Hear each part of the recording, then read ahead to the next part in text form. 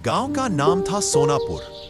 चारों ओर फैले खेत, कच्चे रास्ते, मिट्टी की सौंधी खुशबू और सुबह होते ही मुर्गे की बांग, यही सोनापुर की पहचान थी। इसी गांव में रहता था रामदीन, एक गरीब किसान। उसके पास ज्यादा जमीन नहीं थी, बस 2 बीघा खेत और एक टूटी फूटी झोपड़ी। उसी झोपड़ी में उसकी पूरी दुनिया बसती थी। उसकी बेटी गुड़िया।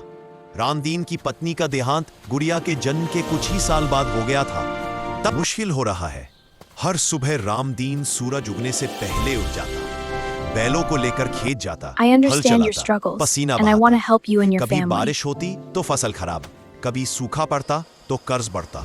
साहूकार के ताने उसे रोज चुभते, फिर भी वो हार नहीं मानता, क्योंकि उसे गुड़िया का भविष्य संवारना था। एक दिन गांव में खबर फैली कि जिले के शहर में एक अच्छा स्कूल है, जहां मेधावी बच्चों को छात्रवृत्ति मिलती है। गुड़िया ने चमकती आंखों से पिता से कहा, बाबा, Father, अगर I मैं dream वहां of पढ़ studying in the पाऊं, तो city. एक दिन The आपको stars खेतों में remind me काम that नहीं करना anything is पड़ेगा। possible. रामदीन की आंखें भर आईं।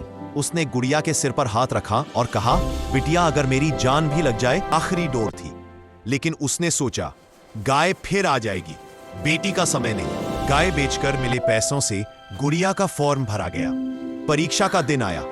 गुड़िया ने पूरी मेहनत से परीक्षा दी।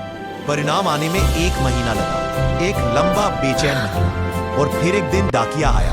हाथ में एक पत्र था।